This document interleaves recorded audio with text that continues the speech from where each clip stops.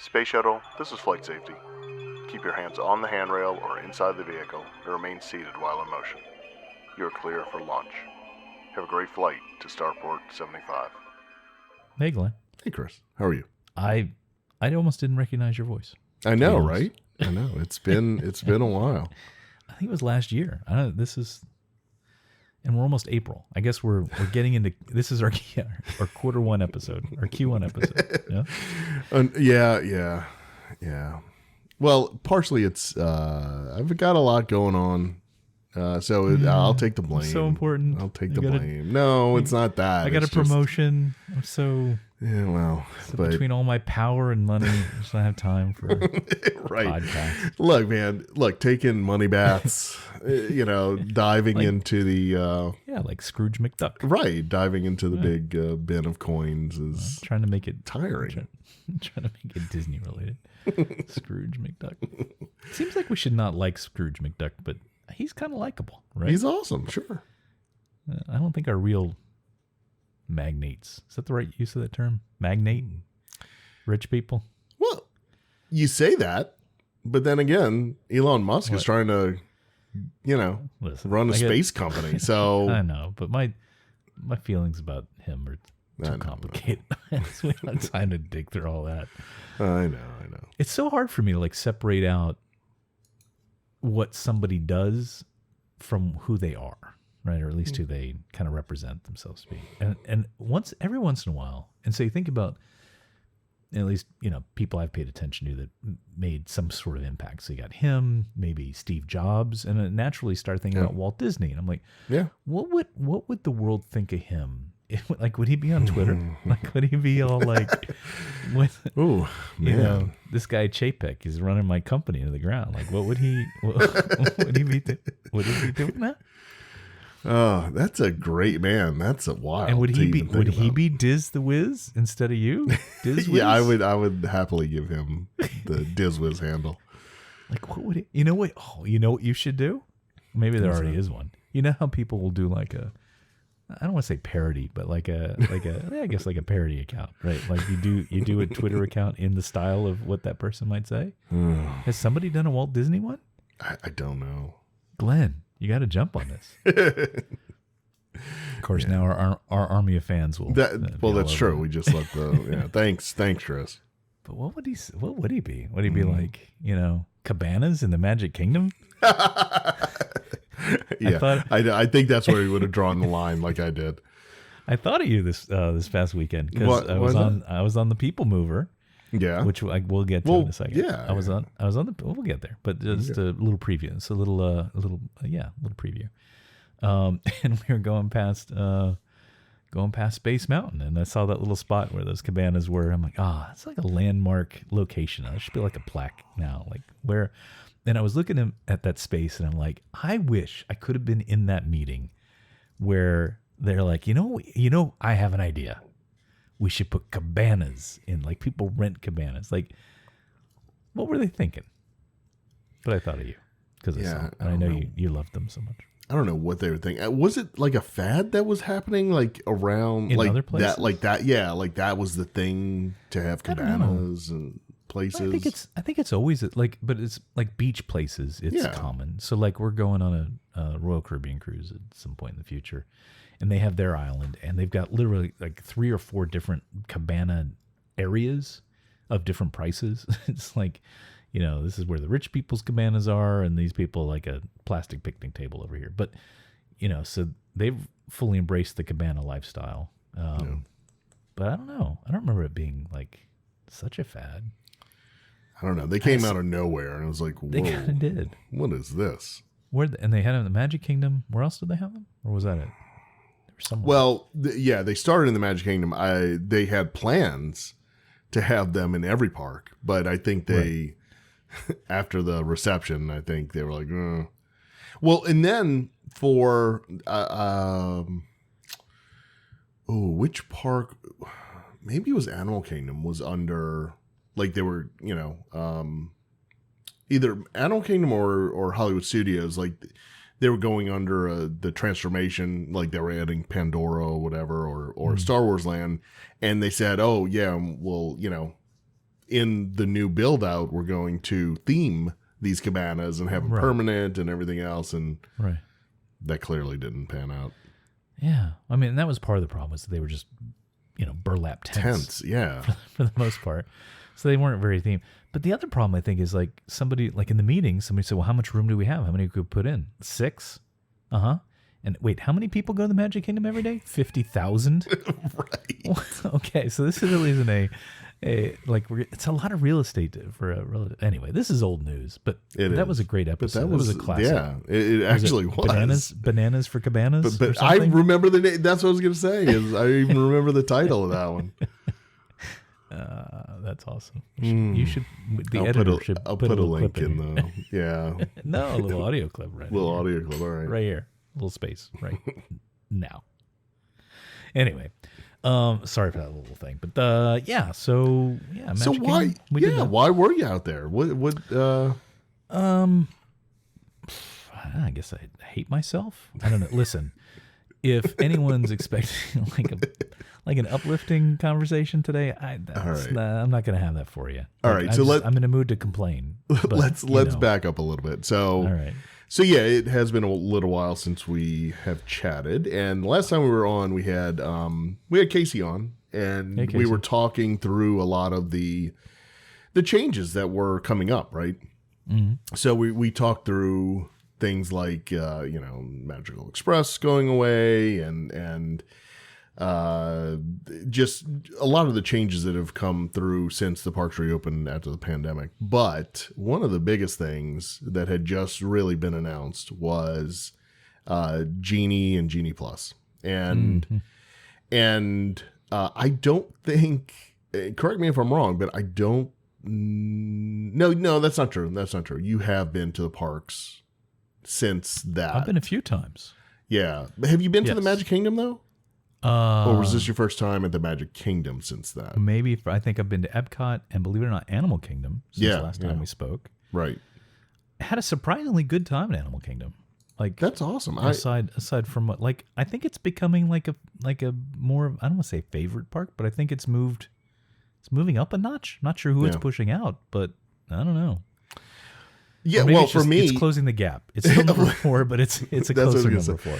Because we went last year during our trip. We normally, the last couple trips, we've just simply skipped it. But we went during this last trip, and I think our opinion was so low that it hasn't leapfrogged. It just caught up to the end of the pack. But yeah, like you, like I was actually enjoying. I'm like, man, why don't we come here more often? Yeah. Well, and I think what I realized I liked about it was it doesn't feel like a theme park. Like, true. It's not like, it has a different kind of vibe. And so like the day we went, it was nicer weather. And I don't remember, long ago we talked about it. It's like every time I went to Animal Kingdom, it was hot or rainy or whatever. And it was just kind of miserable. But the last couple times we've gone, the weather's been nice.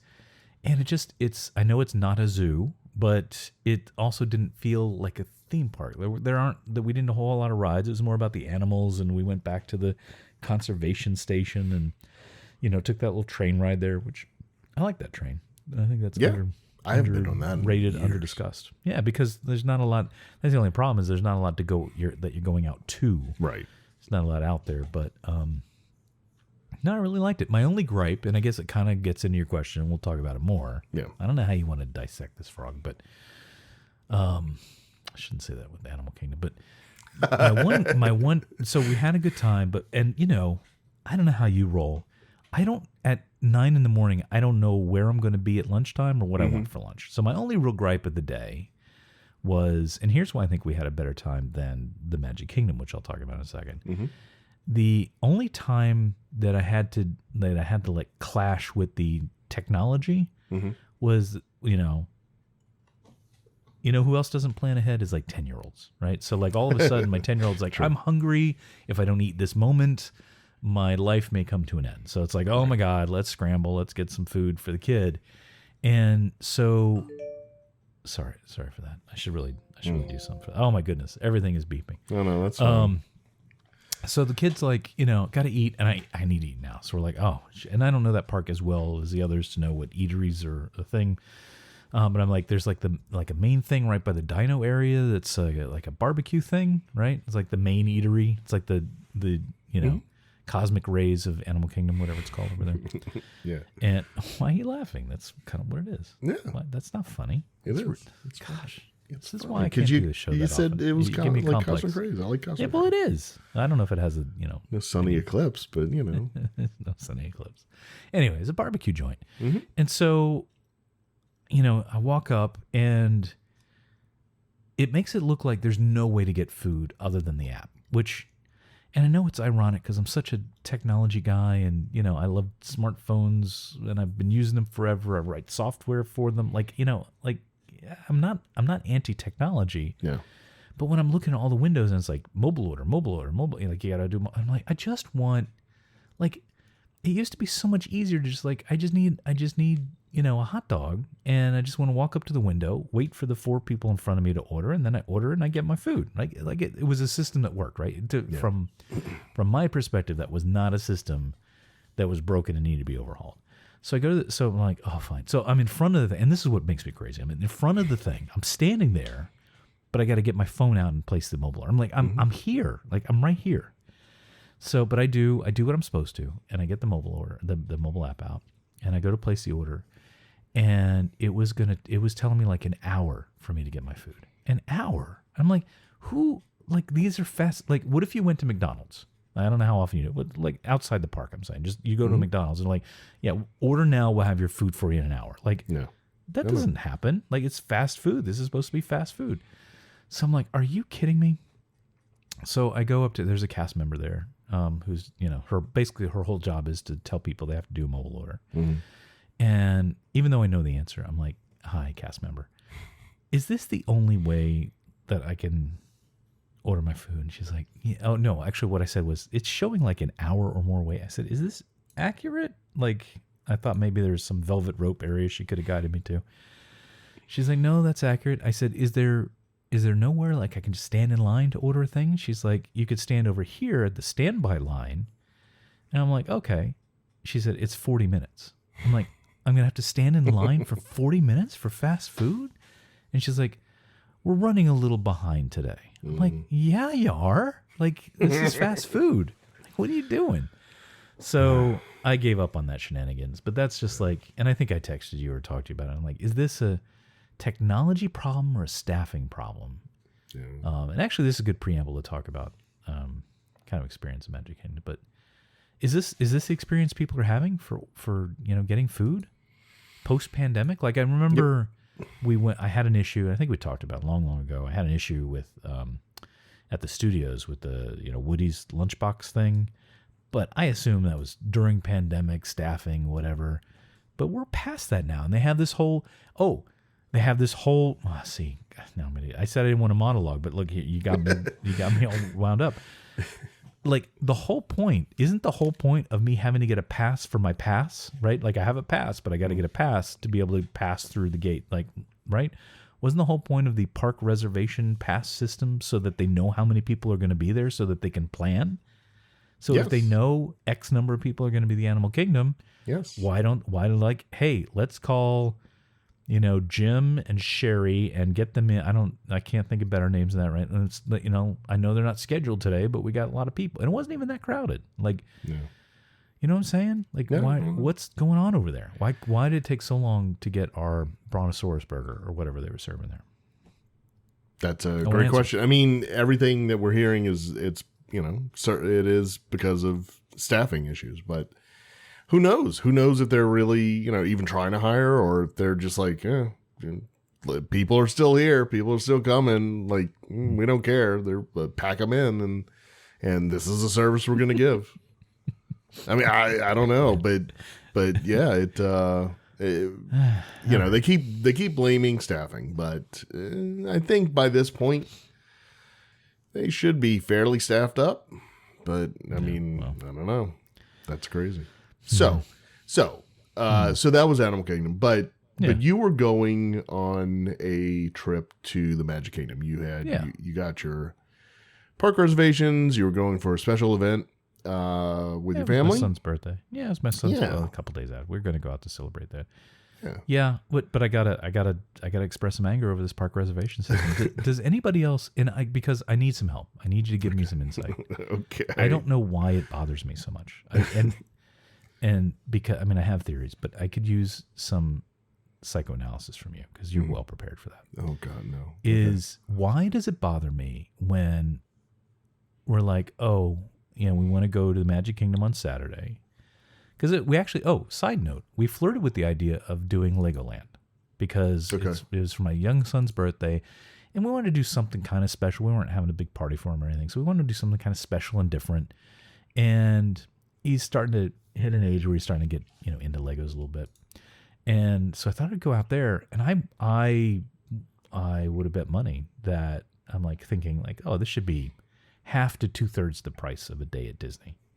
Because it's Legoland. I don't know if you've seen any pictures of Legoland, but it's not the most well-kept park. Yeah. But I priced it out for 4 people for a day was $500. $500. Yeah. You seem unshocked by this, but $500. Yeah, all the theme parks have been pretty much in It's barely a theme park. It's like somebody's backyard where they put a bunch of Legos together. It's barely a theme park. As far as I know. I haven't been there. Have you been there? I've not been there. My sister and her family have been there, and they thoroughly enjoyed it. Well, they've been everywhere.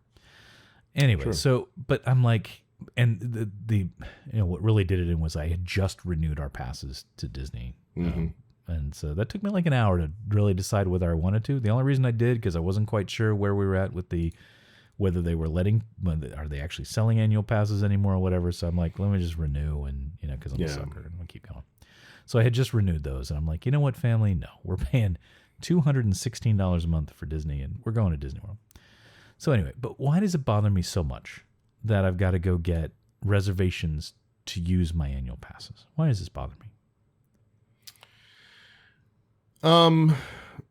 Because when you get to the parks and it's still packed, you're like, why? Like, there's no sense in. Like, where's the cap? Like, why are they doing this? Except for planning. And which, okay, if you go, you would expect that you don't have to wait an hour for a hamburger. And so, yeah, I don't know. I mean, that's why they're doing it. But we haven't seen, crowd levels are outrageous. And then the service that you're getting, that you're paying for is subpar. Yeah, you're much more negative about service, but yeah, I am. I'm a little more forgiving. But I'll say, yeah, I don't know. I think it's for when maybe just are other people bothered by this park reservation pass system? Everybody is. Oh, are they? Because oh my god! Oh, okay. All right. So it's not watch any YouTube video. I don't. No, you got to stop doing that. All people need to do is listen to your podcast and not worry about all the other news. Don't you know that phrase? How's it go? Familiarity breeds contempt. Like, the more you know about what's going on at the park and all the inside and everything, then the more negative you're going to be about it. Be like me. Maintain a positive attitude. No, I think what bothers me about it's just psychologically, it's like, I'm an annual pass holder. I'm already paying you money, and then I have to ask permission to go. Like, I don't know, it just feels like wrong, and it's just, no, you know what? I'm going to weave this all into one kind of narrative here. It's the complexity of it. It's like, not only do I need to make sure that my passes are getting paid every month with the, because we're Florida residents, so the monthly pass thing. It's then I got to go worry about, but can we get park pass reservation things? And what if we can't? And then, and just one more thing I have to do. And then what if there's a glitch or something? It's just, it's the complexity of it. And this is going to be the theme for all this, is just how complex it is, which makes it sound like I'm some octogenarian is like, the technology is too complex and the whatever. But I mean, I do technology for a living. It's not just the raw complexity of it. I think it's the mismatch of what I want from going to Disney World versus what they're making me do, right? Mm-hmm. And especially before we had kids, and then maybe it's unfair to judge that, but before we had kids, going to Disney on a Friday night after work or on the weekend, it was relaxation, simplification, right? Especially for annual pass holders, because we're not trying to fit in everything and do all the rides. And it was simplification, right? It was like just smooth, and and before all this, even when we did have kids, it was like, they're just gonna like open up the doors to a playground and just gonna go just go play. But now it's so structured, so many pieces that you have to line up, right? Yeah. So let me keep complaining about that. You okay if I keep on my rant? Sure. Okay. You feel free to stop me and steer the conversation if you like, but I'm gonna take this theme and run with it. So, like I said, we're gonna celebrate a special day for my youngest boy, who like all he cares about is rides. He doesn't care about anything else. He just wants to, like, if we're at the park and we haven't been on a ride in 10 minutes, he's like, ride, like when are we going on a ride? So we're like, okay, for his birthday, we're not normally like hit ride. We're like, we're a meandering kind of family. And we're like, oh, let's go get a Dole Whip and whatever. But for this one, the mission was rides. We'll try to do as many as we can in some allotted period, right? So we're going to go on a Saturday. I chatted with you about it beforehand because my original plan was, well, let's go later in the day. See, and so we can finish the day with fireworks, because I knew the family wasn't going to, like, we're not an all day at the park kind of family, right? So it's like we either go in the morning and leave afternoon, or come lunchtime and stay till park close. Where's I going with this? So that was the plan, and what my plan was to use Genie plus, Genie Extra, Genie and more. Whatever lightning lane. No, my plan was to use lightning lanes. Mm-hmm.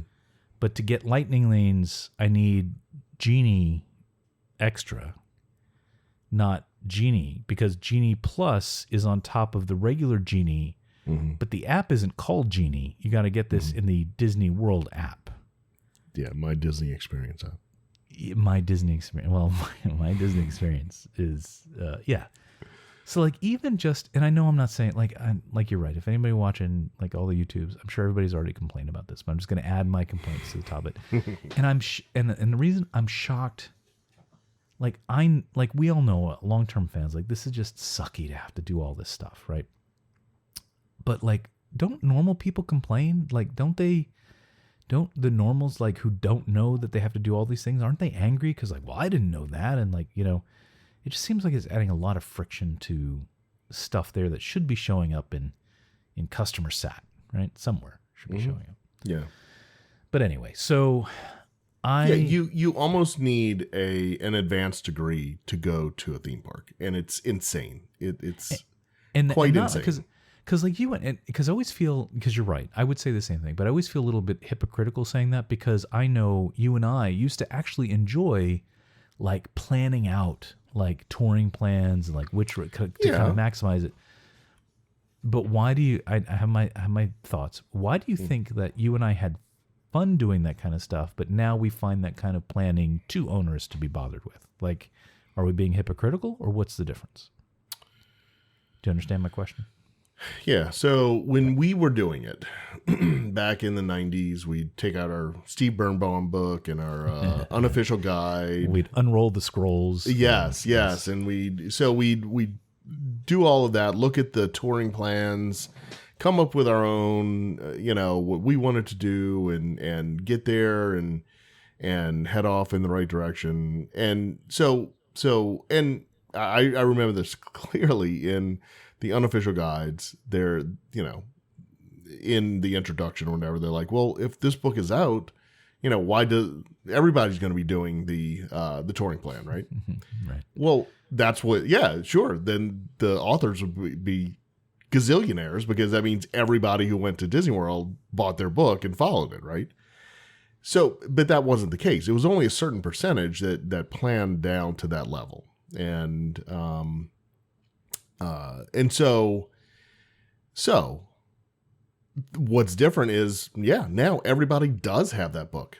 Everybody who goes has the app and is going through the app. And so the number of people that are using, even if it's just the basic Genie, I mean, that's what it's doing, is it's trying to guide the crowds to attractions that have low wait times. And so, but everybody is looking at it at the same time. And so, I don't know how they're randomizing it or trying to spread it out, because they certainly can't say, oh, well, Pirates of the Caribbean has a 5-minute wait and then blast that to everybody, or, everybody's in the app and refreshing at that moment. You see a giant crowd of people. Yeah, running exactly. across the park. So they're doing something, but Yeah. but that, I think that's a big difference, is that quite honestly, everybody's on level footing now, where you knew that if you were planning and doing your touring plans way back when, you were going to have an advantage. And you would go against the crowd, you would go, weave and bob, right? But now everybody has the same thing, and you're not really, and it's giving you up to the minute, wait times and everything else. So I think that's a big part of it, is just the number of people. And, I don't know if you want me to, I'll hold off. I'll stop there. But I think, at the end of our conversation, I think, I heard somebody mention something, and I think it could be the reason that this whole thing is not beneficial for everybody, where it's just, anyway, I'll stop. Okay, that's there. a little bit different take than I was thinking. Okay, but I see your point, and you and I see things differently sometimes. And to you, I know life is a zero-sum game. You got winners and you got losers. And, that's right. That's right. I think, but mine, and for my psychology, is I love to do that work when it's my choice to do it. Mm-hmm. If I'm forced to have to get an app and get reservations and go through a plan and decide beforehand if I want to pay for this. So anyway, back to the lightning lane thing. And this is where it frustrates me, because I intellectually, I know lightning lane is just paid fast pass, right? Mm-hmm. But psychologically, my brain doesn't want to accept that, because my brain's like, no, you're paying $60. It got to be better than that. And so before we went, so that's what you and I were talking about. I was like, is it worth getting lightning lane? And then to kind of educate myself a little bit, because I hadn't paid too much attention to it, I watched a YouTube video that kind of ran through the app and kind of showed, what you could do with it. And I don't know what it was about, something about the UI or the way they did the video, that it felt like you could just go bing, bing, bing, bing, bing, right? Like I knew you could only have one at a time, but I thought it'd be like, I can use a pass, and then boom, I can get the next one, and just be whatever I'd be saving whatever the time difference was for the standby line for the pay. I saw it more as like a jump ahead line. But after talking to you, my oracle for so many things, including Disney, and you're like, no, dummy.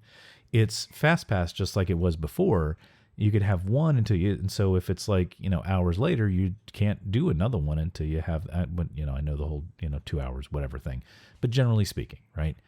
And then, and I'm like, well, but if I go later in the day, I might get one lightning lane advantage and no more, because everything will be gone by then, right? Because we know things like Peter Pan and Jungle Cruise, like you and I, we looked up at, was it thrillldata.net.com, whatever it is. A lot of great data there. .com, yeah.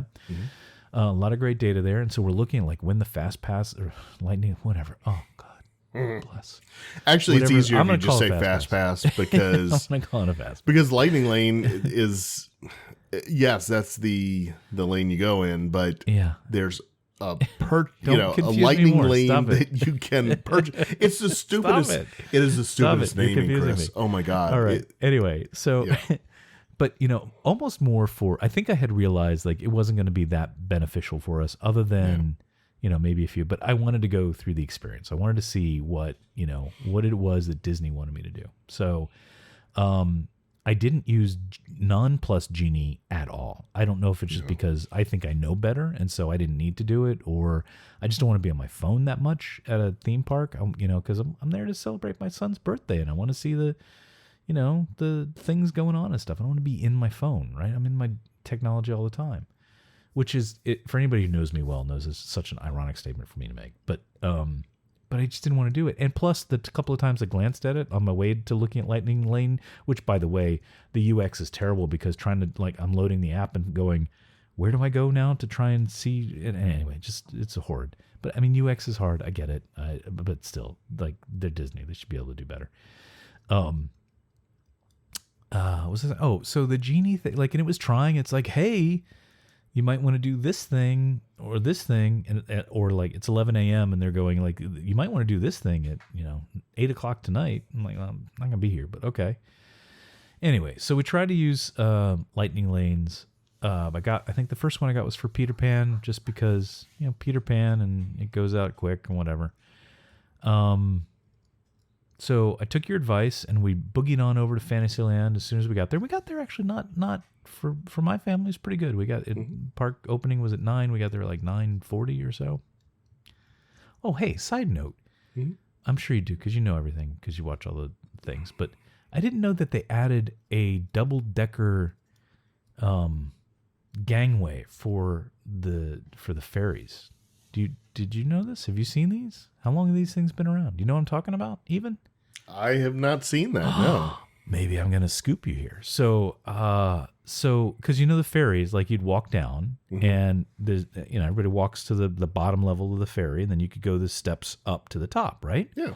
Well, somebody got a promotion because they had the idea, if we load people top and bottom, if we had a ramp that they'd go up to the top and load them up there, then we can load people twice as fast, right? Yeah. So at the TTC now, there's steps that they say anybody with wheels, which like strollers, wheelchairs, whatever, you should go to the bottom. Anybody that doesn't have wheels, go to the left and take the steps up and go up the top gangway. You don't know anything about this? Am I scooping this for you? What? Yeah. Wow, bizarre. For the record, I haven't watched a Disney-related video in months because I'm just sick of Disney. But stop it. Well, then well, no, I am. I'm disillusioned, and that you'll see that as we discuss things. But no, I haven't. No, so I don't know anything new that's going on at Disney right now. Well, it looks fairly recent because it looks pretty home sewn. Looks like something they just hacked up themselves with. Like, hey, Steve has a welder; he could do this. So it looks pretty new, but I don't know if it was like just opened this weekend or it's been like 3 months ago. I don't know how long it's been there. But the concept, like so many things with Disney, maybe I don't know if this holds true, but like conceptually smart, execution wise, 4 out of 10. It's just because it looked kind of cheap. But I mean, I get what they're trying to do. Maybe it's a test. Maybe it's like this, but it looked pretty permanent. But anyway, so that was, we took the ferry over and we did that. So we got there fairly early. And I got the Peter Pan thing. That's all I had early on. And then we boogied back to Fantasyland, but apparently everybody else did too. So, the lines were not that short. Now, granted, it was kind of the lower of the weekends for spring break probably. So there was probably still some spring break crowds there. And we did like the carousel and we did, Small World, all your major attractions there and the minor ones. You know what I think is an underrated attraction is Mickey's PhilharMagic. That's a great, we love that. Yeah, because we hadn't been on it in a while. We went there, and I didn't even know they added Coco, like a Coco segment. So we haven't seen, they added it like literally like a week or two after we were there. Oh, okay. So we didn't get to do it. Yeah, it's always, and it's kind of walk on. I didn't have to wait long for it. Or whatever. Anyway, it was nice. So we did that. But in the I don't go through all the things, but we went on, 7 or 8 rides, and we only stayed till like 3 o'clock or so, and like just the family's kind of hitting the wall, and it's getting really crowded at that point. So we were there from like 9:30 to 3. It was a lot of rides for us. We could still only go so fast because waits were still in the 30 plus minutes just because of how busy it was. And in the end, if anybody's curious of the grand sum at the end, we spent $60. And we had Lightning Lane for exactly 3 things. So we had Peter Pan. We had Buzz Lightyear, which we were over in Fantasyland. It's the other reason I hate this. We're over in Fantasyland. And we got a Lightning Lane Fast Pass Genie Plus thing for over at Buzz Lightyear. So then we got to walk all the way over there and then work our ways back. It's just, kind of inefficient. What was the third one? I hope there were 3. If I paid $60 for 2, that'll be bad. So Peter Pan.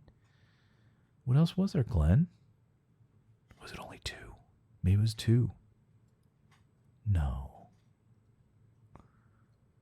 I feel like there was a third. It'll come to me as we talk. Okay. But no matter what, I mean, other than the fact that it's the only way we can actually get on Peter Pan, without, because we're not going to wait 70 minutes. What was the other thing, Glenn? Oh, we didn't even go over to Little Mermaid thing. Is that open? Didn't seem like it. I don't remember seeing a time for that. Anyway, what else did we do? We did teacups. We did People Mover twice. I love staying. None of my family can we go through again? We love just staying on twice. Buzz Lightyear. Gosh, maybe it was only those two things. Yeah, I'm looking through your pictures. I don't see.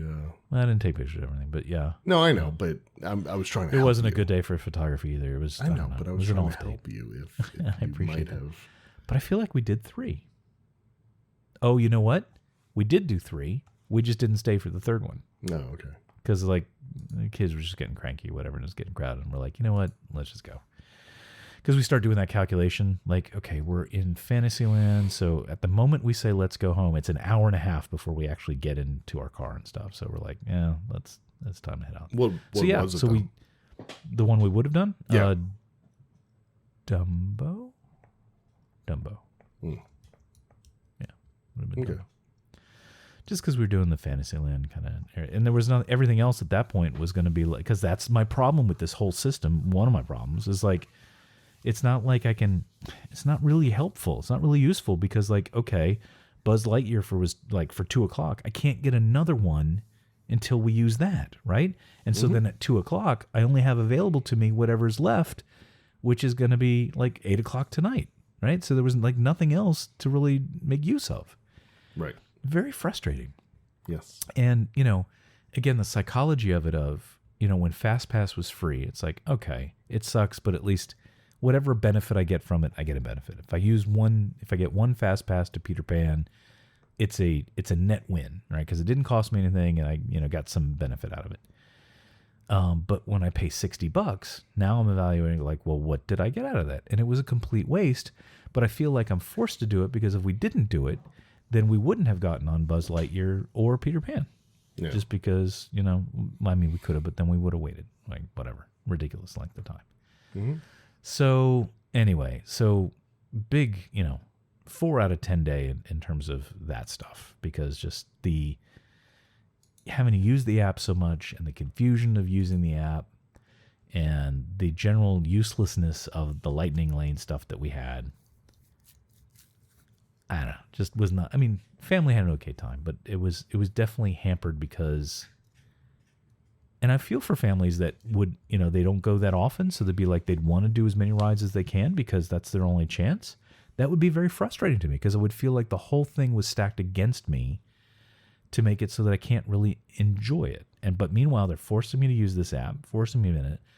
I can't tell you how many times I looked up and saw people on their phones, standing it was the middle of Manhattan and everybody's on their smartphones, for their workday. Yeah, you know what I mean? Yeah. And it looked like, and I know what they're doing. I know they're in the app and trying to do stuff, but the vibe it gives is that nobody cares about being at Disney World. They're all doing whatever else.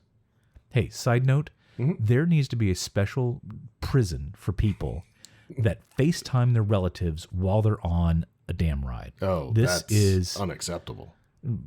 Small World, woman in front of us. Yeah. And she's like, look at Cousin Mary. Look where we are. No. Nope. Special hell for them. Yep. Anyway, so the vibe of just seeing hundreds of people in their phones, trying to navigate their day, whatever. Now, so food. So let's do a comparison. So it was getting near lunchtime. Now I've gotten a little bit better. So now I'm a little bit before lunchtime. I'm starting to look at the thing and saying how much order ahead is there? And we were going to be near Harbor House, and that's always a favorite for us, mostly because of you. You introduced it to my wife and I long before we had any kids, either of us. And anyway, we always think of you guys when we go there. So it's like a nice spot. So, and it looked like the order ahead was the same time as it was basically now, right? There was no need to order ahead. So maybe they've gotten their staffing stuff worked out because it was just you can order your food and pick it up now. So we went over to Harbor House and they're we go to walk in. They're like, whoa, hey, slow down, Chief. Where are you going? We want to go eat some food. Do you have a mobile order? I'm like, yeah. Did they tell you what? Because I thought I had to go in and tell them, okay, we're here. Let me have my food. Yeah, no. Well, you could have told me this. So it's my personality when people, and it's a terrible trait. It drives my wife crazy. But in a situation like that where people are telling me I can't do something, I get really uppity about it. I'm like, at least that's my natural inclination. So I have to like tone it down a little bit. But I'm like, what do you mean? I ordered. Just said, well, did they tell you what window? I said, no, I didn't tell them I'm here yet. She's like, no, you can't come in until you tell them you're here. Mm-hmm. And then I'm like, I didn't make a scene. Inside my head, I'm like stomping my feet. I'm like, this is ridiculous. But I try to tell myself they have their own lives, Chris. They're just trying to make their way through life and work at the mouse. That's right. And I said, okay, thank you, cast member. She's like, you're welcome to wait over here. And there was like a little pen area where everybody's on their phones. Mm-hmm. Everybody's on their phones. Yeah. I'm like, okay. So I press the thing, and then now I'm standing there like a. I almost use a bad word, Glenn. Like an effing moron. Can I say that? You can bleep it out. Sure. Like a moron. I'm standing there, literally just staring at my phone. I'm not talking to my family. And you know why? Because I'm waiting for the alert. I need the alert to tell me what window to go to. So we're just standing there like idiots outside the door. Can't go in. Can't talk to my family because I need the alert to know what window. Yeah. And then it finally said, "Oh, window 3." I'm like, yeah. See, Linda, I have my 3. I'm window 3. Can I go in now? And then the velvet rope dropped, and I was allowed into the Harbor House. So I was a little peeved at that. I'm like, because you know how hard it is to get seating there. So I'm like, I wanted to go in early and have my wife and kids go find a place while I was getting the food. Right? You know the routine, or at least what used to be the routine.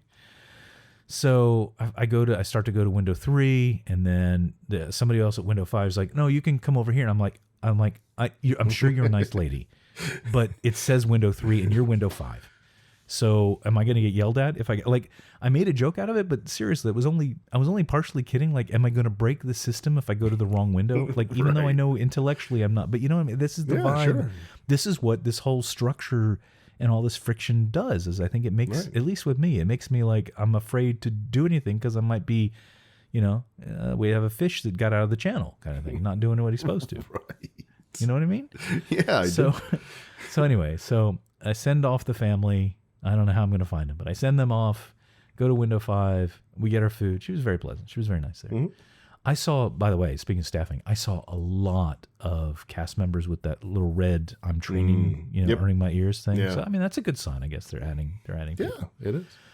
So I got the food and went upstairs. And by the way, not really jazzed about the food choices at. Oh no, they stink now. Yeah, they're terrible.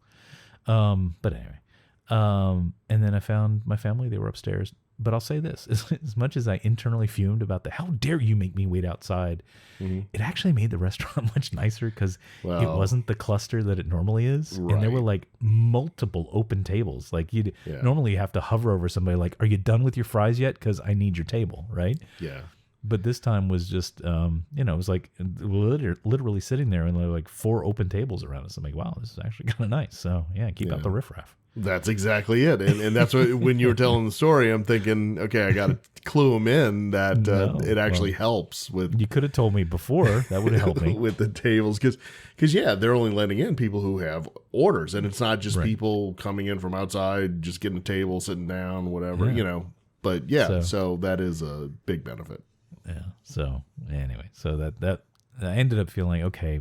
But I'm not sure it's worth the cost, to be honest. I mean, that was a nice side, but I don't think it was worth the feeling of it. And I can't put my finger on, and I'm sure others have said it more eloquently. I just can't put why this is so contrarian to what a Disney World trip should feel like. Well, yeah. So, okay. In what you just said, you got up there, you had to wait for your order before you were let in. So now you have a group of people who are doing the exact same thing as you. They're waiting, looking at their phones, just waiting.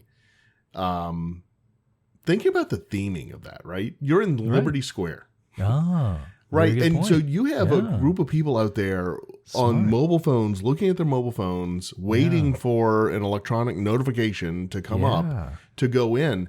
Whereas before, everybody was just in the restaurant and you didn't see from the outside. It absolutely is. And it's the same thing in Frontierland, in Adventureland. Everywhere you go, it's the exact same thing. You have a group of people just waiting to be let in. And so you're creating this, I was going to say blockade, but whatever, of people who are, it's out of place. It's just out of place. See, this right here is why I keep you as a friend, because to have smart people like you in my life is a benefit to me. But you're absolutely right. Like, and even we may have talked about this a long time ago. Even yes, you're right. It breaks the theme. It takes you out of the world, and you use an app that is modern and looks the same wherever you use it. Right. Compared to in the olden days, think about how they had multiple wait time signs throughout the park. But every sign was themed like the area it was in, right? So I don't remember if they had one in Liberty Square, but Liberty Squares would have looked like a colonial, like chalkboard or something. Tomorrowland might have been a LED something or other, but it was themed to that land. Versus if they had just plopped down an electronic weight board in every land that looked the same, it would have, somebody there would have gone, well, that looks terrible. You can't do that. Like, what about the Then whole you're at Universal. utilidors and the theming? You read my mind. That's exactly what I was thinking. You're right. You're Busch That's it. Gardens. Like, That's right. But that is that is the difference. You're absolutely right. So, yeah, because you don't feel like you're in Fantasyland anymore. You feel like you're just in a place with a bunch of people on their phones. Which is kind of like, I guess that's what I was kind of saying before. It was like seeing that many people just on their phones was like they're all in, Manhattan in some city somewhere just doing their thing. Yeah. You're absolutely right, man. Yeah. But I don't know how I don't know if they have the self-awareness to retreat on this or change it. Like, I don't know what they do. yeah. So, all right. So, and I think that pretty much wraps up the day. So we did a few rides after we did lunch, and then we kind of headed out. And I don't think there was too much else to say that. But Okay. anyway, So let me give my 2 cents on not having ever experienced Genie Plus. Let me tell you how to fix it. I don't know anything about it, but I got opinions. That's right. So you can blast me, whatever. I don't care. So looking at it as objectively as I can, Okay. and looking at other, what else is out there and what other options are there. Going back to the free Fast Pass, like it was the Fast Pass Plus, where hotel guests had a huge advantage. Or the paper Fast Passes where everybody, has the same opportunity. It's just that, when you get there during the day, how fast you are in getting to the spot to pull the Fast Pass. Are those options, go back to that or what? But I think the fundamental issue with the Genie Plus, and you're going to laugh at me. I'll tell you right now. Okay. The problem with it is that it is too affordable. That is So, I never hear those words come out of your mouth ever. correct. All right. So here's the deal. And what we know. So in the last 2, because there have been 2 shareholder meetings or update, quarterly updates, whatever they give to the investors, right? There have been 2 of them since the debut of Genie Plus. And in the first one, it was like, oh, hey, people are paying for it. It looks good. But this last one, Chapek said, people are buying it at a rate that, basically they didn't expect. Like over half of the people are buying it. They did not expect that. And so what you're ending up with is over half the people now, are trying to get these however many lightning lane fast passes that they have available, right? So $15 is at a price point per ticket where it's like, okay, I'm already spending $120 on a ticket, or for annual 10%. pass holders, I'm already paying $200 a month or whatever. Like, Right. okay, $60 to guarantee, and because you're thinking, okay, it's going to guarantee me, I'm going to get on some rides, right? Well, and like any, just to interject, sorry, Yeah. any random weekend, I wouldn't have bought it, but it would, because we had a Yeah, specific sure. goal of let's try and maximize rides for time period for this trip. But Right. But if they were to raise it to $25, just $10 more, it would give a lot more people pause. Where it's like, okay, that's an extra $100. I wouldn't have done that. Exactly. Right. And I think a huge percentage of who they're just adding it on because it's $15. Yeah. I think once you hit that $100 mark and $25 mark, it's like, do I really need it? Like, what benefits am I really going to get from it? And Right. I think that's and what I'm basing this on is Universal. Because for years and years now, as Disney had their free Fast Pass and everything else, Universal didn't. They charge, I think I want to say it's like $70 a day for their, I forget what they call it, Express Pass or whatever. Right. And you just walk up and you walk on the ride. See, that's what they need to have. They need to get rid Right. of this Fast Pass-ish thing and just have a Right. skip the line expensive option. Exactly. Which I'm surprised you're lobbying for, though, because you're, in past conversations, you've been a proponent that there should not be a tiered system for haves and have-nots. Oh, no, not me. That's somebody else you're talking to. I absolutely think they should have that.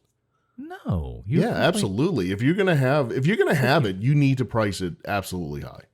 Because what it does, it limits the number of those special passes that are in the universe. Mm-hmm. And so, yeah, if you can afford $80 a day times 4 for one day to walk on rides, more power to you. But what that means is, so you have something available if you are there for one day. It's a quick trip. You want your family to see everything, whatever. Right. You have an option. It's a paid option. You have an option. But it's the number of people that will pay that, it will drive that down.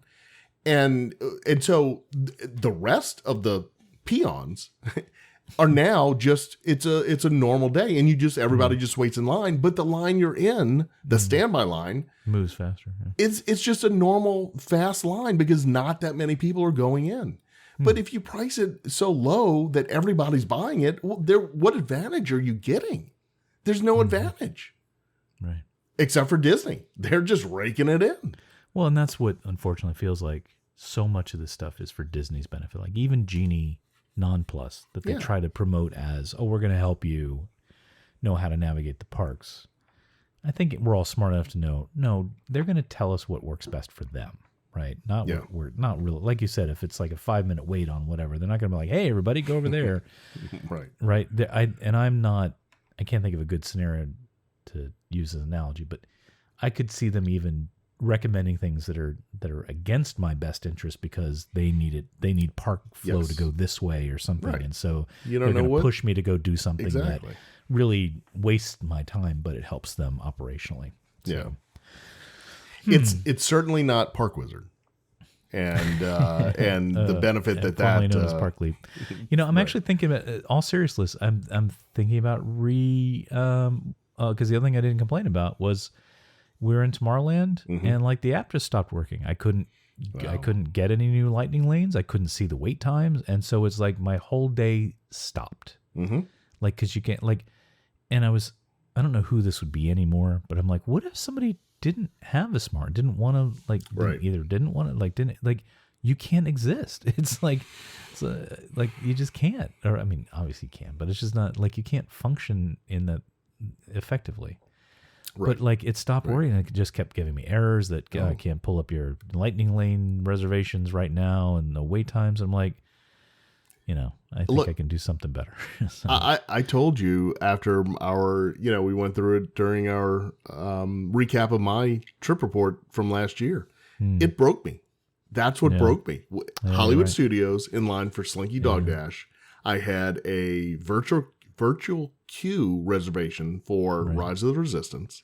Right. Oh, right. And the line was longer than for Slinky Dog Dash, then it had posted It would've when been we late, got in yeah. line, Yeah. and because it had gone down or whatever, and so I couldn't check on that on my virtual queue, and I had put in a mobile order for Because you're doing what you're supposed to. Yes, I'm planning my day. I'm doing everything. Mm-hmm. And so and you know, during the mobile order, you put your credit card in, you pay for it and everything. I'm like, oh my God, like I'm thinking I lost all this money on lunch and everything. Mm. Well, it turns out you can actually, you know, if the window passes, then it just cancels. You don't, they don't charge you. But I didn't know that. And so I'm added stress to and you're supposed to be having fun, God. right? You're supposed to be like forgetting the stress of the world, right? Like I almost started crying. My daughter did start crying because the line. Well, she was afraid everything. what you were going to do. That's why. She was, I think. But no, it. So when you started, because you texted me some. I'm like, oh, yep, that's Disney's. That's Disney's app. And I know technology's hard, but you can't make your whole operation depend on it, which I think is a mistake anyway. But I don't know what they do about that because the genie's out of the bottle, so to speak, on the technology. Like they Look can't. At you. You like that? Because I'm a professional. So, but I just like from a technological standpoint, I don't know how they reverse. Like they're not going to get rid of the app. They're not going to. No. They're not going to get rid of food ordering ahead. And again, it's kind of like whatever that thing I was talking about before. Oh, because I was thinking about the when we were talking about the planning, the kind of your day and your touring plan and all that, where that was a fun because I chose to do it. Mm-hmm. I love to do a mobile order if it's when I choose to do it. And it's like, oh, you know what? I'll order now so it saves me time. And I feel like it's a win. I feel like it's just a win. I leverage technology and I got a win out of it. It's when I'm forced to do this stuff. Oh. And it breaks the scene. It screws it all up, but I don't know what they do about it. Don't know. Well, everything they've done, the mobile ordering, everything, the park reservations, it's all been to Disney's operational benefit, right? They can plan. They know what's coming. They know the orders that are coming. They know, when they told you to come back, and everything can now be planned. So everything's been for Disney's benefit. But But I thought Disney World was built for my benefit. Well, that's what I was going to say is, okay, then what did we get as people? We're not seeing a savings benefit from you being more efficient. Right. The ticket prices have gone up and you're charging me for lightning lanes and stuff now, right? So what? And so now I have to hold in a pen. I can't even walk into the restaurant until I'm called, until I get notified. Like what? I can't even go in to cool down or get a drink of water or whatever. Like what is going on? And you talk about guest satisfaction and everything. I don't know. They used to ask survey the heck out of people.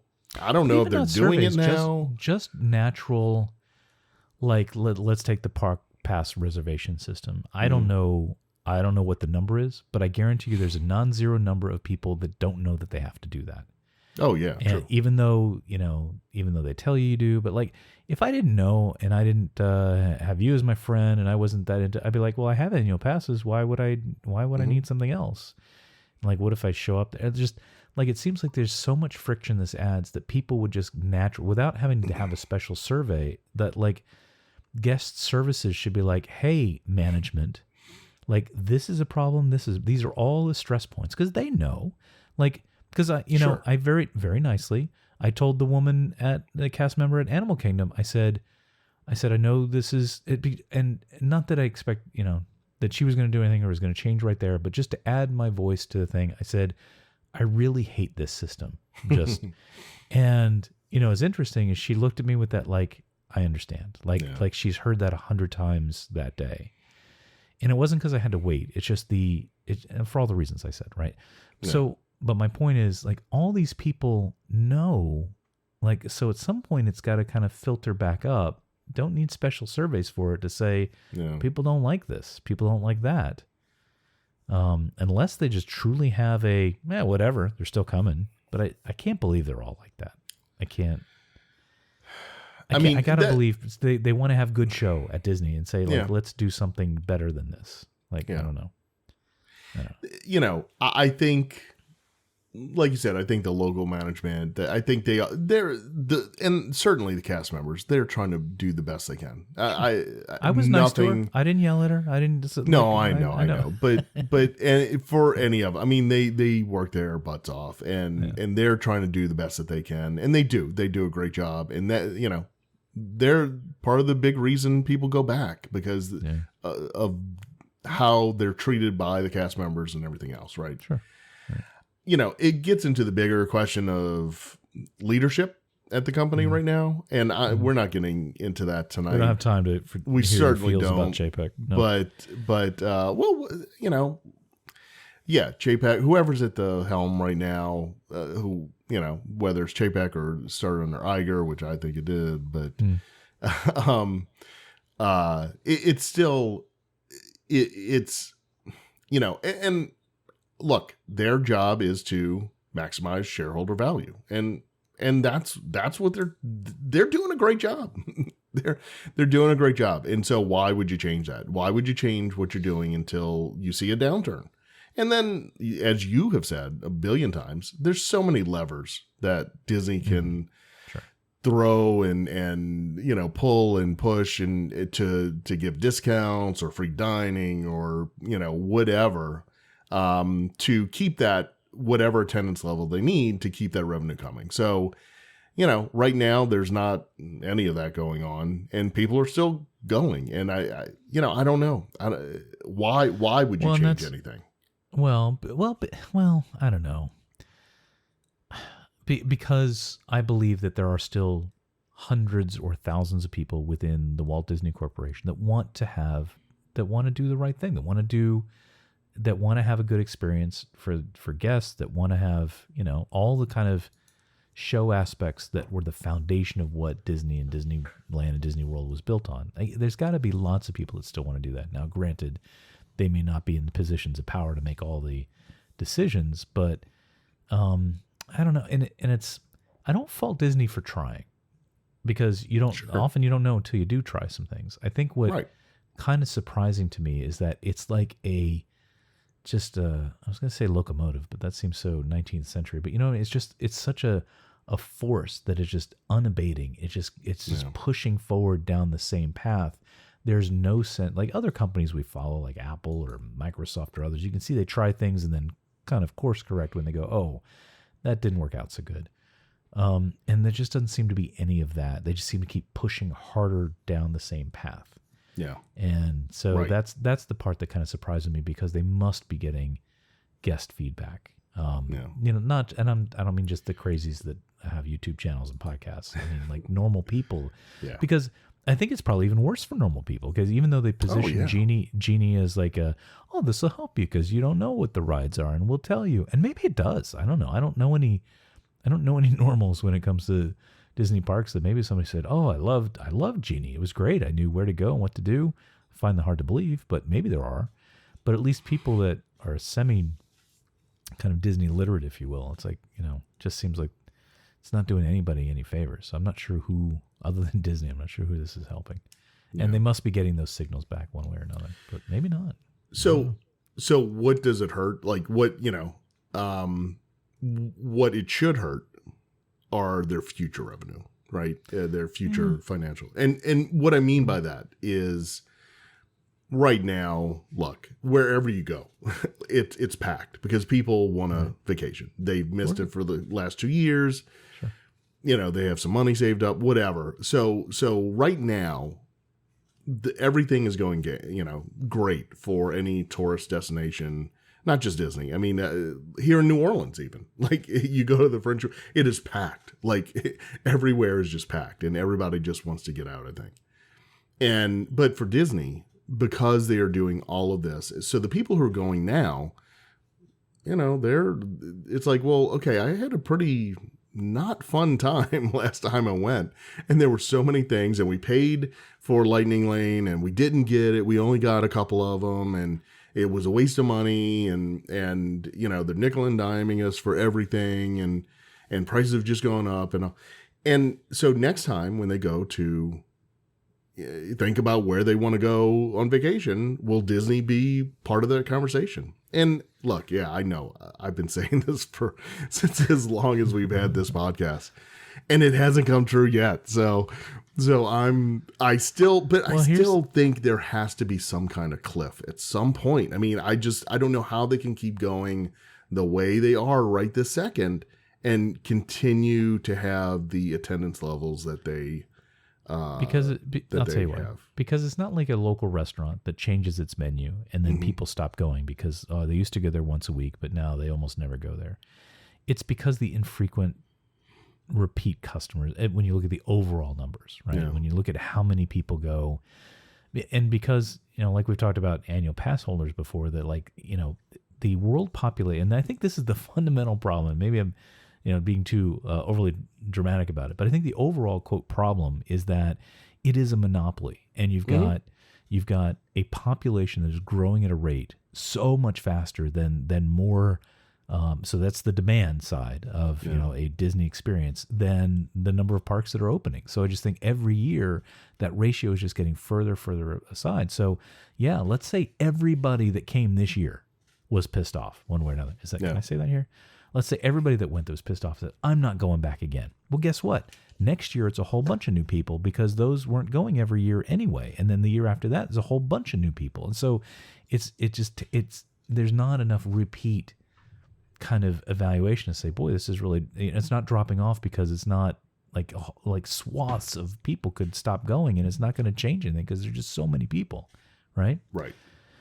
But I do have a bit more optimism in that. And because I kind of formulated this a little bit better, there are people that are higher up in the organization that may say, yeah, but look how many people are coming. But there's lots, and you know this from working in corporations, there are lots and lots of layers below that track, get incentivized, or even fired if numbers don't look right. And so somebody in the middle is seeing that guest satisfaction is taking a hit. Even if the CEO and the VP, senior VPs and the VPs, even if that whole set is like, whatever, we're still having our money baths.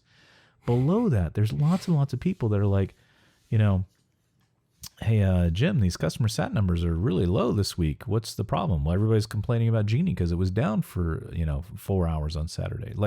And so they're going to go, well, let's go talk to IT about what that's all about. So there's got to be some internal, it can't just be that, well, we're not going to do anything about it because people are still paying us. There's got to be still people that are either out of their own sense of wanting to do a good job or just because the structure in a corporation is holding kind of the people accountable and measuring things. Like, I don't know. Am I just too Pollyanna about that? Which is a Disney reference.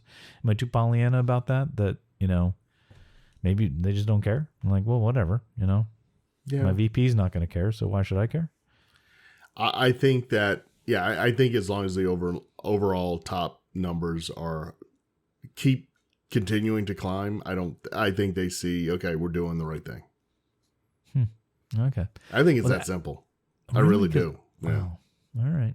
Because, I'm not that smart. So if I can see that, well, even if people are repeating, there still may be an undercurrent of a problem here because they got to measure that. Like every time they implement something new, somebody's going to measure it. Like the people in corporations that measure stuff just all the time. So like they put a new show out. Like, did people like the show? Was the show good? How many times did they see it?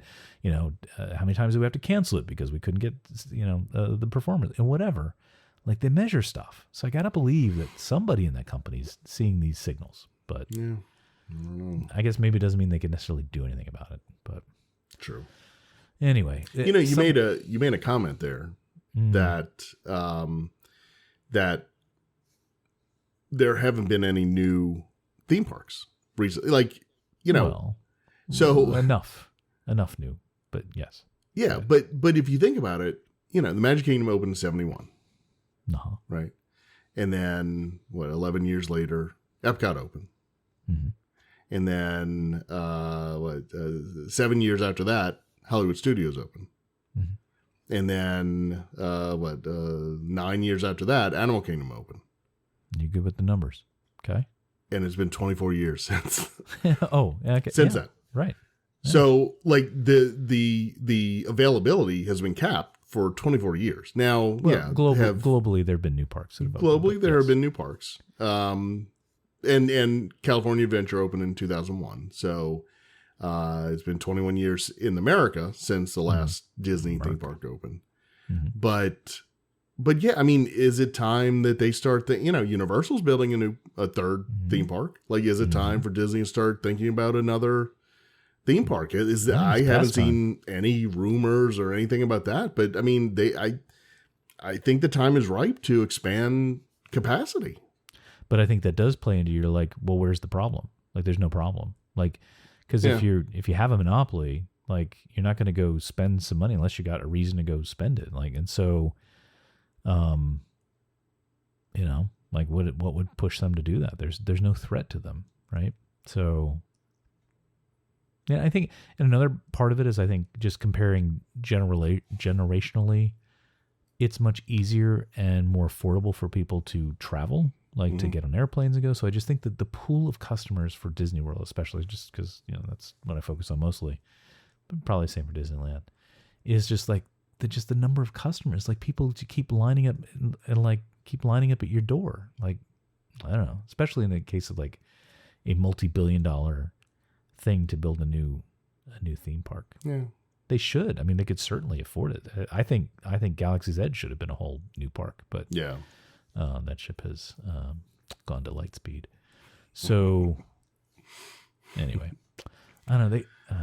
They got to do something about this technology, though. I mean, even if nothing else, even if they keep their lightning lanes or whatever, there's some fundamental thing they need to do there. Don't know what it is, but I think we'll go through the summer, and I think that.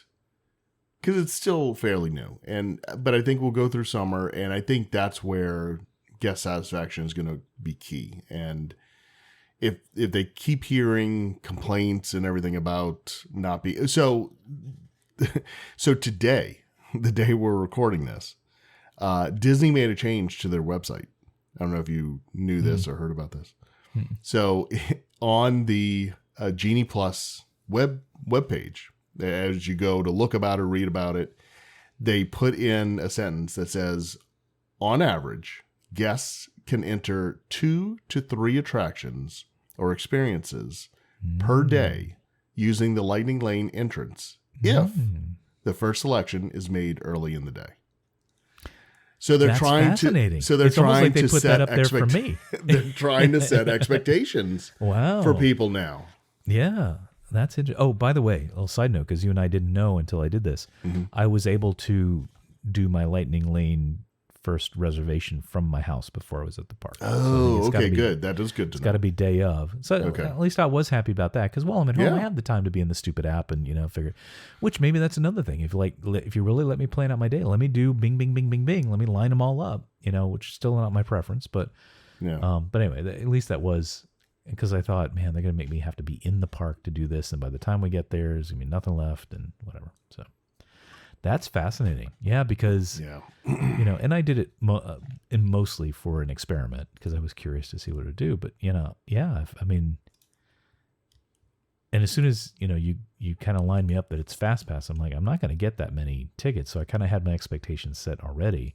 But if I didn't know that and I was expecting it to be jump the line, like, I think most people would expect that. Oh, I think most people do, especially if they're paying for it. Yeah, exactly. That's exactly. I think in most people's minds, it's the Universal Express Pass that, I'm paying for this, so I can go on anything. Well, it's also in the name, like a Lightning, right? Like a Fast Pass was a pass that you got to a thing, but a Lightning Lane implies I just skip on by, right? That's right.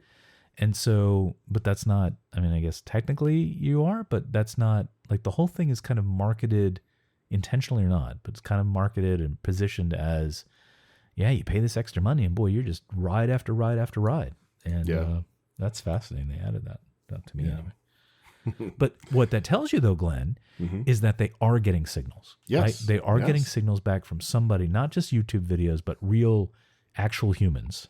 Right. That, our customers, guests, that they're like, because I would, maybe I'd complain on my way out and go, you know what? I paid $60 for this, and because if I was more upset about it, if I didn't expect that, I could see going to guest services and say I spent $60 for this, and I got 2 fast passes or lightning lane, whatever. Right. I'd be livid, and then they're going to put that in their log. Boy, we're getting a lot of complaints about this. Yeah. Yeah. So they added a sentence to But you know how? But the other problem is now I got to read the fine print on every web page and everything I do to know what, it's just like, again, more friction, more difficulty, like more complication. Well, and it's a good 2/3 down the page too. Yeah, right. Of course, because they want you to believe. They want you to believe that you're going to get more benefit out of it. So it's a rare occasion, but I think I agree with you on the pricing. Like, I think they should up the benefit and drastically increase the price. Yeah. Right. But you have to increase the benefit. You can't just leave it because then just people get pissy that you're charging it. Right. But it's psychology that as soon as you charge for something, it could be $1. Right. If they just add a top, then there's expectation set to it. As long as FastPass was free, then it's like, well, stop your complaining. You didn't pay any extra for it. Right. Right. Right. So that's very interesting. Yeah. All right. Well, thanks for letting me rant. That's what I was going to say is we'll go through the summer. I think they've got to do something with this. I think they've got to make some kind of adjustments. I don't know if it's cost or what, or limiting that. I don't know what it is, but I think they've got to do something because I think as we get into the summer and those crowds and everything else, I think, it's going to be voiced that the displeasure will, how much people do not like it and that they're expecting to get a lot more from it and they're not. And I mean, clearly they're hearing it because they put it on here. They publicize it. And it's like, but there's problems beyond Genie Plus and Lightning Lane. Oh yeah, of course. For all the other kind of, we're trying to keep this a shortest show. No, I mean, we've already talked about them, but I just mean the overall kind of structure of the complexity and stuff. But I guess that'd be a start.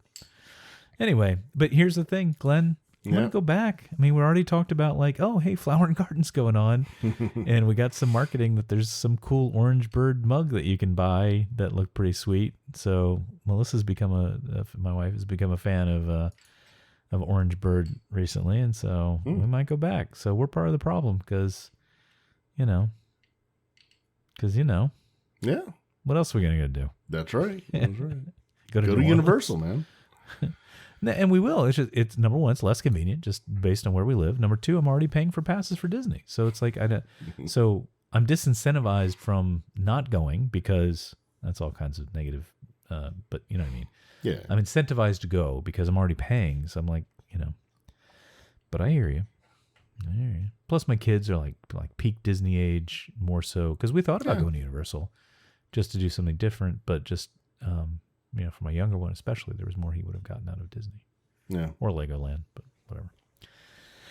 Anyway, I don't know. I just hope you get out of this funk because number one, it's messing with my mental picture of who you are being a Disney fan. And number two, at least, it was a pull to get you down here once in a while and just selfishly I'd see you. So I hope somehow you get rid of your hatred for Disney.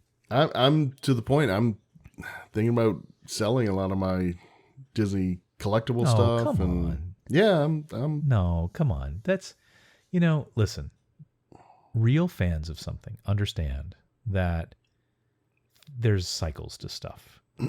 And you can still have that special place in your heart for Disney and Disney World because it's been part of your life for most of your life. Yeah. Even though this is a rough patch here, like things change over time. Don't just like write it off just because, we go through a bad spate of some leadership or whatever. Like, you can still find the good in it, especially for, the stuff you've done, number of times you've been, family memories. Oh, come on. I guess. You got a podcast about it. Well, it's also been 4 months since we recorded too. But the present doesn't change the past, right? I know. I know. But right now I have no desire to go. Yeah, I think you watch too many videos. No, it's but I haven't. bad. But okay, but I haven't watched. Even though they've complained about it now for an hour. What? I'm watching cooking videos now. I'm watching woodworking videos now. I can't. I see them pop up, and I'm like, I don't care. Like, but no, and I think that's a healthy place to be. But it's also because you've seen those stickers of like even a bad day at Disney World's better than a day. And I still think there's a lot of truth to that. Like if you just look at, because even the things that frustrated me about it, it's like it's still, which is why we keep going, because it's like it's still better than most of the other things we would go do. Like it's still, there's enough foundationally good things about it that it's still good. Yeah. You know what got me? I think the real turning point was during our trip in July last year. Now, granted, it's the height of summer and everything else. Well, I mean, when you start with my trip in July, then I stop listening, but go ahead. I know. But like you, so when we were planning our trip for 2021, we wanted to go in late May, right as soon as the kids got out of school. We wanted to go where it wouldn't be July heat. It would only be May heat. yeah, so much better. But and a lot of the schools in the north are still in school at that time and everything. Okay, so trying to time it so that the crowds aren't that bad. When I went to I purchased my tickets, and then I went to make I checked the reservations first. There were multiple days during the week we were looking at that were not available. And so I'm like, well, we can't even go to a park. Like, and we didn't know. Point of note. Yeah. Just before you go on, This was May 2021. Yeah. Oh, no, still I know. During pandemic, still during, wait, all let me that finish crazy time. No, I know. Let me, you ranted about the park reservation system. You haven't had an experience like I have. So, okay. So we had to pick another week that had availability at all the parks that we wanted to go to. Right. And because the week we were looking at, Hollywood Studios was not available any day of that week. Okay. So it wasn't like, oh, it's available on Thursday, then we'll go on Thursday. Yeah. Okay. So we picked a week in July that was available, and so we changed our plans and focused on that July week.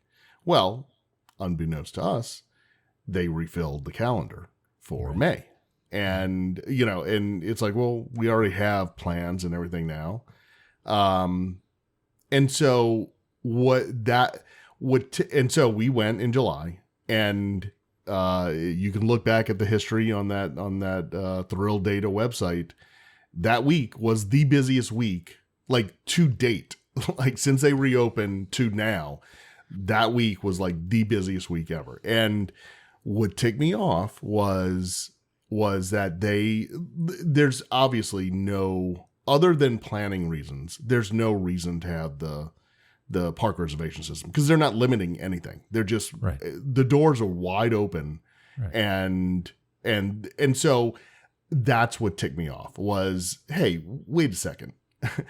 and not everything was open. So there were the stage shows. Most of the stage shows were not open at the time. But don't you think it's unfair? And so I know I'm going, as we're coming out of pandemic or in the middle of it, whatever. I get all of that. The park reservation system, where they didn't limit anything, that's what got me. And that's what ticked me off. And we had a miserable time that week. But you were also caught right at that time because, like you said, they refilled it. Yeah. You were going right when they were ramping up from somewhat restricted, whatever their level was, to almost unrestricted. So you were just, I'm not saying it didn't affect you, but it was a perfect storm. Effect, but it was a perfect storm of regardless of all of that. It was BS, and it's almost worse now because now well, and honestly, we went the same time for a few days, not as long as you did, and it wasn't great either. It was super hot, super crowded. I don't know. I think that's one of those times that if I were your therapist, I'd say put that on the shelf, Glenn.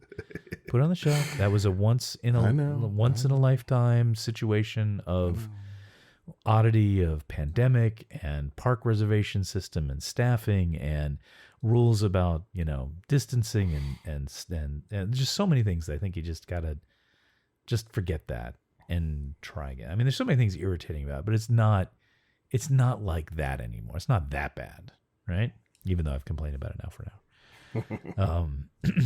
Certainly shouldn't be the reason to wipe away a whole lifetime of No, I know. It's still there for me, but it's just that it's just different. It's just different. And I like just when have somebody to, cheats on you and you're just like, I just can't love you like I used to. Right? Yeah, that's kind of it. I mean, it's just. Yeah, but I think, I don't know.